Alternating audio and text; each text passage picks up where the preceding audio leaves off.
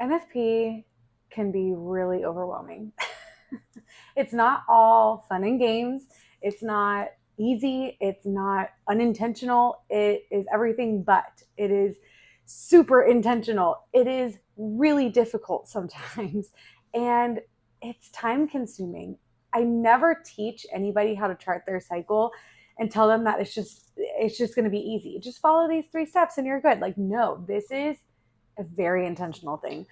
And oftentimes, our lives, no matter what state of life we are in or why we are charting our cycles, our lives get busy.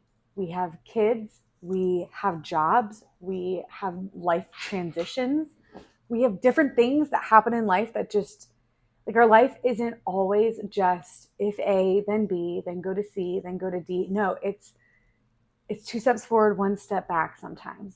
NFP, charting your cycle, is hard. It is hard to keep going. So today, my goal for this video is to give you encouragement. If you are in a season right now where you are just really struggling on being consistent, or maybe it's been like tugging on your heart that like, I probably should start charting my cycle, or something's off with my cycle and I really need to get that figured out, but I just have so many commitments and it's just not at the top of my head right now. This video, hopefully my intention for this video is to give you encouragement to just get on that bandwagon and do it. Just start doing it. No matter where you're at. Right now, we are coming out of this, we're heading into summer, hence the reason I'm filming inside now, because it's just too hot. But we're moving into summer. Things are starting to change in our regular daily routines. And so it's hard to keep up those habits or start these new ones. Like I said, if this is something that's been on your heart for a while to start and you haven't yet, I just want to give you encouragement today. My name is Haley. I work for an OBGYN clinic where I teach women and couples how to chart their cycles so they can either achieve or avoid pregnancy, but also just to manage and maintain their own fertility. A lot of the women that I see, because I work specifically in an OBGYN clinic, I'm not referring them to the doctor. The doctor is actually referring them to me. The type of doctors that I work with are actually ones that know the benefits of their clients learning how to chart their cycles because of the amount of information that they can get just from the chart alone. A chart of a woman's cycle can show hormone imbalances. It can show, the specific types of irregular bleeding. It can show even signs of PCOS, endometriosis, things like that. It is so helpful to have a client chart their cycle just to get more information on what could be going on if there is something going on with the women's reproductive cycle. So a lot of the clients that I'm seeing are actually working with me in conjunction to their doctor, so I can kind of lay the foundation for them to teach them how to chart their cycle so that when they go to the doctor, they say, here's my chart, read it for me, tell me what's wrong with me. It's not always that simple, but that is my job, right? And so, but a lot of the times when I'm seeing, because of the type of client that I'm seeing, they're not always using it for family planning. Sometimes it is just for the sake of diagnosing PCOS, or I say PCOS and endometriosis because I feel like those are like the two main, reproductive disorders that are kind of we're seeing right now. But even just hormonal imbalances, things like that. A lot of the times, the women that I'm seeing are, maybe they're married, but maybe they're not. They're not even trying to achieve or avoid pregnancy. They may not even be sexually active. They're just recognizing something wrong with their cycle, and this is what the doctor told them to start doing. So it can be really difficult to find that motivation when you are not using this, especially when you're not using it to family plan. And even when you are using it to plan your families, that's a whole other, like, that comes with its own challenges, right? And so that's not easy by any means either. But I think that when a woman or couple is charting, especially for the sake of their reproductive health, it's not something that everybody their age is doing. I'm thinking of a few clients that I have that are in their younger years, and They're just recognizing that there's some, stuff going on. There's just stuff, and they're trying to figure out what's going on. But it's really hard to be charting regularly and to be, looking at their signs regularly and to be super consistent about it, because none of their friends are doing this. And even in our society today, not very many women chart their cycles. And so it can be really hard to find that community or to find that motivation to say, keep chugging along. There is purpose for this. So just to give a little bit of my background as well, I actually started charting young too. I started charting when I was like 18, 19 years old, not for the sake of family planning, but because I was actually working with this specific clinic that I now work at. And they diagnosed me with PCOS, and they would not have really been able to fully diagnose me with that unless I was charting my cycle. All of the signs on my chart pointed to PCOS. But I remember in that time of life, it just being so hard to stay motivated and to stay on the ball with it, because I'm like, I'm not doing this for family planning. Like, who cares if I miss one bathroom trip? Like, is it that big of a deal? When in all reality, had I not gone through that process as a single person, as a young woman, I would not have been able to have the kids I have today, because I would never have gotten that true PCOS diagnosis. I have a whole other video, like really walking through my story and just my journey with that, and I'll link it below. But I would not have gotten that PCOS diagnosis as early as I did, which means I would not have been able to treat it as early as I did. So when I got married, my husband and I, we wanted to actually start having kids right away. And that would not have been possible unless I had gone through that journey as a single woman, had I started charting as a single woman to really understand what my hormones were doing, what they were doing wrong. Honestly, like I had a ton of hormone imbalances. That's just what happens with PCOS. And so, yeah, things were not working right.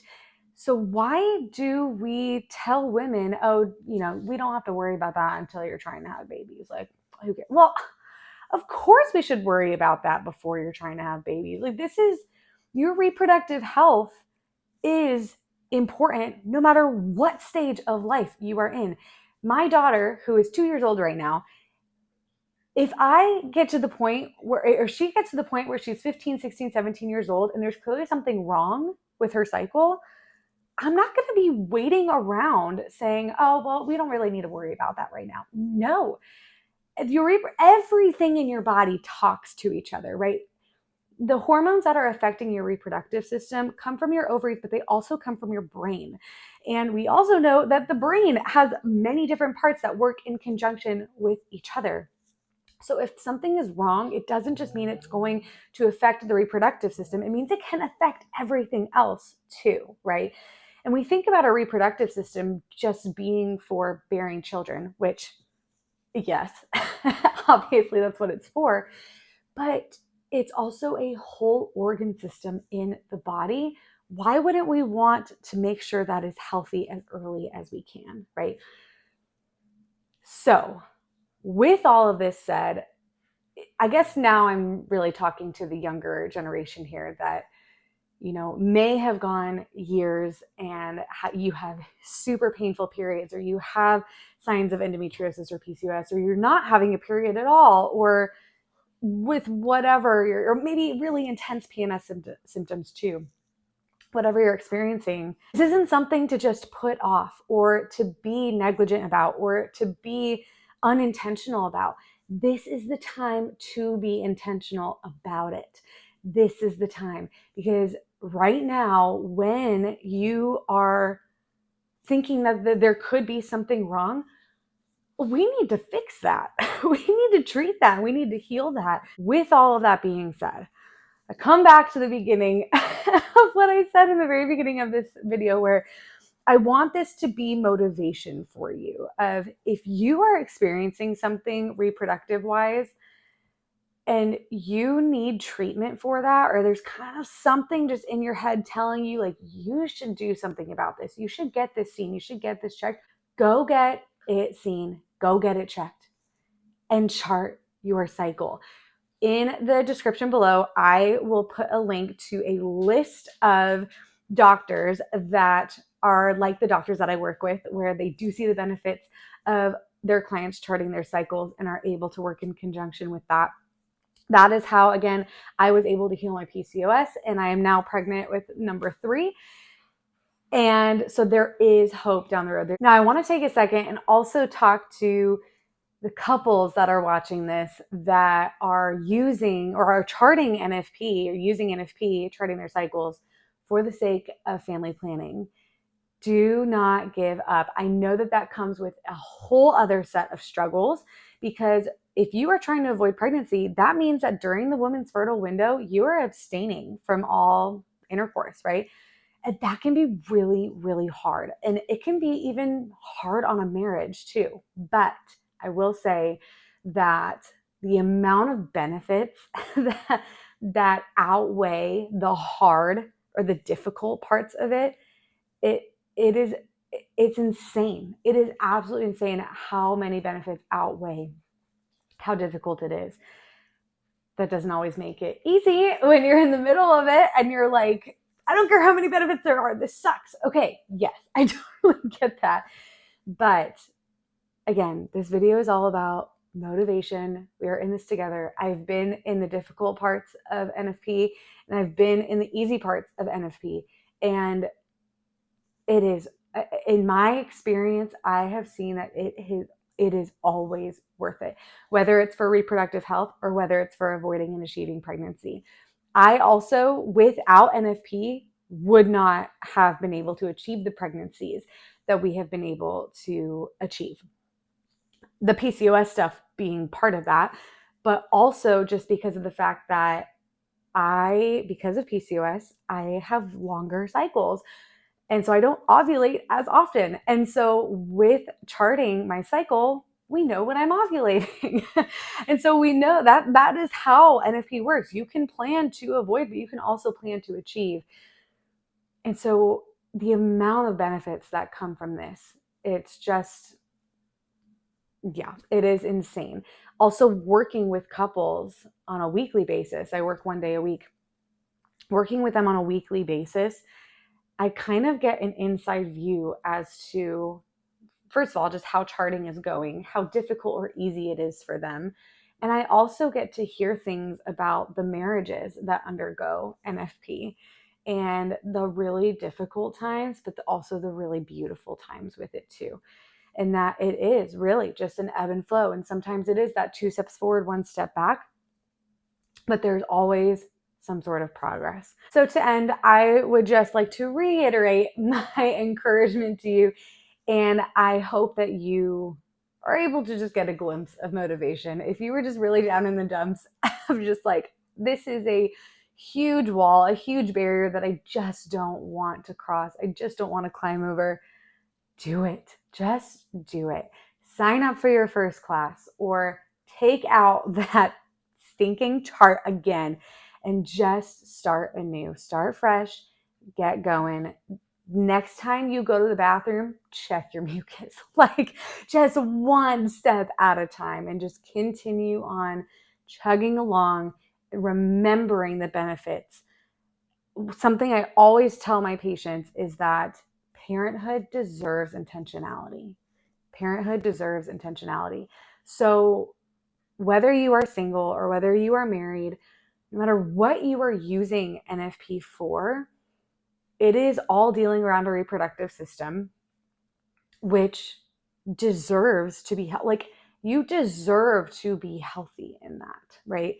And if there is treatment for what you're going through, seek out that treatment. Like, why, again, I could go on a whole rant about like, why do we wait? Why do we wait? Even if you're not trying to have babies right now, like, why are we waiting? Like I said earlier, I will put in the description below a link where you can put in your location. You can find all of the doctors that are like the doctors that I work with, that work with NFP charts and see the benefits of that. Won't put you on the birth control pill and will actually try to come to the root of what is going on and heal it from the inside out.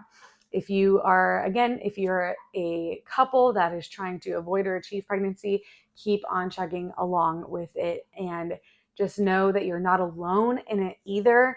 There are tons of Facebook groups out there, or just find a community through your church, or just something, right? Do it alongside another couple, and just know that the benefits outweigh everything else. all of the difficulties and all the heartache, the benefits always outweigh it. In all of my experience with teaching, the benefits always outweigh the hardship. Thank you for joining me this week. Please like and subscribe if you haven't already, and I will see you again next week.